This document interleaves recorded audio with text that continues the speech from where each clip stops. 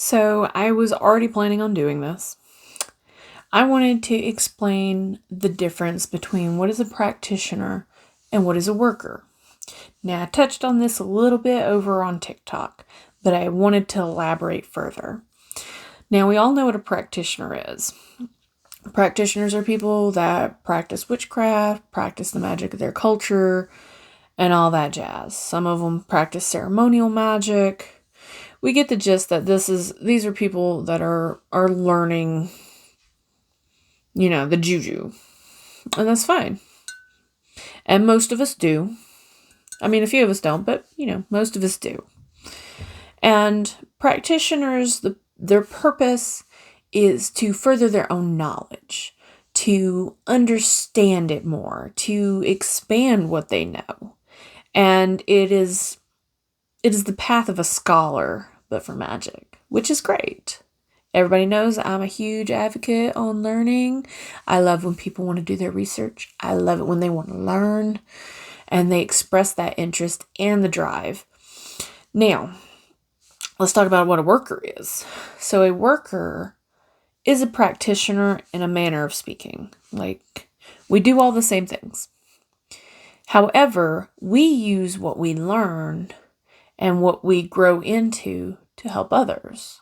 So things like going and cleansing someone's house for them, cleansing them, removing anything bad that's been put on them, catching things that are hostile and violent and try to hurt people or prey on people, catching them, putting them back where they came from, undoing poorly done crafting.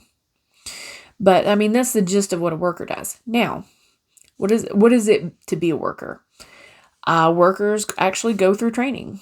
We are properly trained to do these things.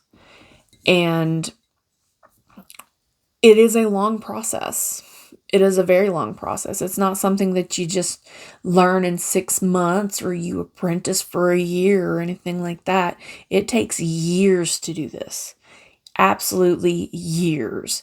And I believe it took from the time that I started formally to the time that I did my first solo thing, it was about, I want to say 4 or 5 years of formal training. And I don't mean like online training, because online was not a thing then. But I mean like this was me with a mentor, hands-on, in-person learning for 4 or 5 years. So it's not something that's taken lightly or that anybody can do. Now, another aspect of it is something that you feel called to do. Not necessarily as, oh, I think it'll be cool, or, oh, this is what I want to do. No, it takes a lot. And it's not just, oh, I'm out helping people. You are putting yourself at risk for other people when you do this stuff. You are putting your neck out there for them, particularly if someone has another practitioner working against them. Because what you're essentially doing is you are becoming the shield for that person. You have become their magical bodyguard. So it's not something that can really be taken lightly. Now, there's also rules to it. For example, you do have to be trained to do it, so you can do it correctly. And the way it is typically done is the person will take on an apprentice and teach them. And then kick the little bird out of the nest. That's one aspect of it. Another is you cannot charge for services. Because you cannot gain monetary out of it. However, you can work on trade. And one thing that's very common practice is like bringing food, bringing tobacco, bringing resources that workers use. I know a big one for me is give me a place to sleep, feed me. That's pretty much it. Maybe cover my gas. I don't want much. I just want enough to compensate what I have spent getting there. So I'm not getting any monetary gain. It's just covering the cost to get me there. And I've had quite a few jobs. I know some of you are aware that of some of my jobs. I was in New Orleans last year. I was in Colorado in May. I've got another slotted for Georgia, Ohio, and South Carolina area. But I mean, I did one in Greenville, Tennessee, but you get the gist of it. It's a lot of travel. It is a lot of travel. At least if you're pretty, established at it. I mean, a lot of people when they start out with it usually keep it local and you build up from there. But anyway, so no monetary gain is one of the rules of it. Another rule is you have to understand what the job is that you're doing. You have to have all the facts. You have to be unbiased about it. You cannot do things that affect someone's free will. So I'll spitball an example. There was a situation where wife was running off on husband with another man. It was presumed that this other man had the little juju to make this happen. There's a lot more surrounding that, but I don't want to make this like a 30-minute video explaining this one scenario. So, husband comes to me, asks me for help. What he wanted was for me to make her come back. And I was like, I ain't doing that. But what I can do, I can remove anything that was placed on her that affects her will, which is well within the guidelines.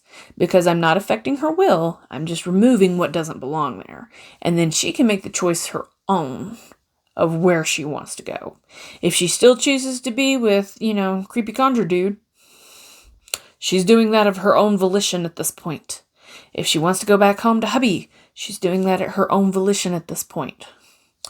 So, that's a good example. So, instead of just going based on what hubby told me, which would have been, one-sided, extremely biased, I looked at the situation as a whole. I did my legwork. I investigated. I found out how long was this going on, what had been done, what kind of background this other person had, and all that jazz. I did my due diligence because you have to on these jobs. You can't just take things at face value. I get a lot of things where people will say, oh, well, I know someone that's possessed. Okay, well, why are they possessed? And then they'll launch into this whole story about how, they started behaving differently. They're not nice to me anymore. And da-da-da-da-da-da-da. That's not possession. That's just you being obsessive. Because a lot of times that's what it turned out being. Is they just did not want to be around this person anymore. And when I would investigate into this, they couldn't give me any discerning things that screamed possession. And it almost always turned into they had a fight. It almost always turned into, well, they got mad at me, or I said something I shouldn't have, or underlying feelings and they were trying to trap them into a situationship. So investigating is a big part of it. Real big part of it. And just a general rule of thumb. It's not really a rule, but just, some good operating standards. Do not pick a fight you cannot win. Do not pick fights you cannot win. If there is a job that is beyond your capabilities, there is no shame in pitching that person to someone that can handle it. Because you still want to help them. But if it is beyond your capability, send them to someone who can. We all operate pretty much the same way. Another rule that I kind of skipped, but it's a pretty important one. You cannot offer your services. They have to be requested. And the reason for that is when you offer your services, you are influencing their will, whether you intend to or not.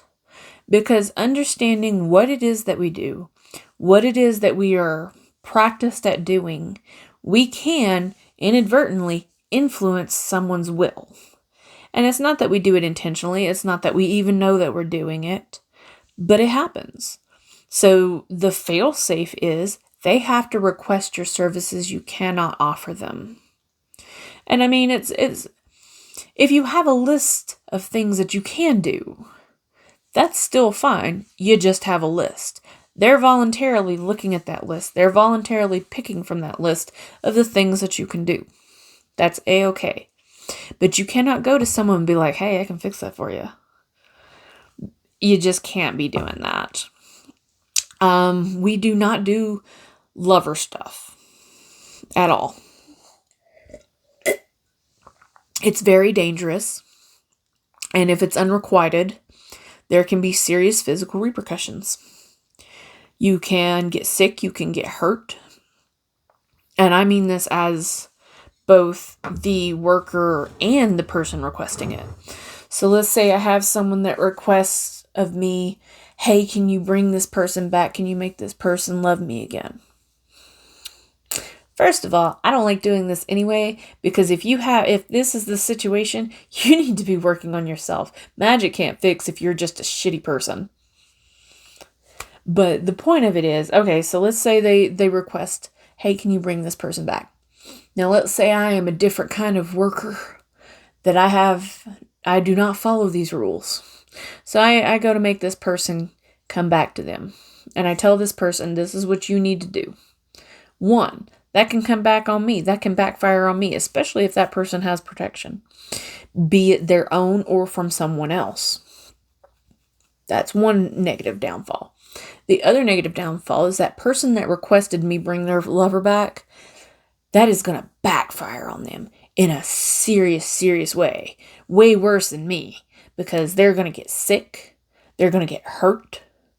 They are going to attract things. There has never been a positive outcome, and it's never been a long-term outcome either. Like, yeah, you might be able to get them back for, like, say, a month or something, but then it's going to go catastrophically wrong. And you're going to end up in a way worse situation than if you had just left them alone. The fact of the matter is people that want to bring their lovers back, they have problems of their own that they need to work through. And that has nothing to do with that other person. Now, there are workings of a negative nature that we do not do, that a certain type does, to split couples up. There's a whole situation with that too. But I'm not going to get into that because we're already running on a long video. So, what's the takeaway from this? Workers are workers and practitioners. Practitioners are only practitioners and scholars. Hope that makes sense. And I mean, if y'all have questions on what it is, more questions about, being a worker, or I do consultations. I do not charge for that. If you need help with something, just to ask. I've probably got some kind of experience with it. If not, I can easily find more information on it. It's not like I lack for resources. But yeah, I do consultations. Like, if you have a problem, come talk to me. I can advise you. I can point you in the right direction. You can handle it on your own or whatnot. So yeah, now you understand what the difference between a practitioner and a worker is. Both of them are awesome things, just different forks in the road. As always, if you like this video, hit me a like. If you want to subscribe, that'd be awesome too. I'm trying to push those numbers up.